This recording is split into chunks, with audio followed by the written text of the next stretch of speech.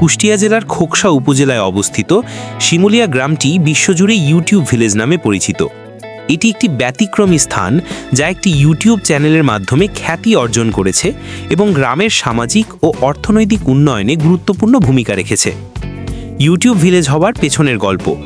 এটি কুষ্টিয়া জেলা শহর থেকে প্রায় ৩২-৩৩ কিলোমিটার পূর্বে খোকসা উপজেলার শিমুলিয়া গ্রামে অবস্থিত।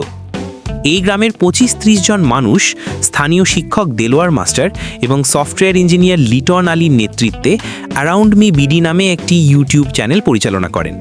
তারা মূলত গ্রামীণ জীবনধারা, বিশেষ করে দেশি রান্না, কৃষিকাজ এবং লোকজ সংস্কৃতি নিয়ে ভিডিও তৈরি করেন। তারা গ্রামের ঐতিহ্যবাহী পদ্ধতিতে বিশাল আয়োজনে শত শত মানুষের জন্য রান্না করেন এবং সেই ভিডিওগুলি চ্যানেলে আপলোড করেন। আন্তর্জাতিক স্বীকৃতি।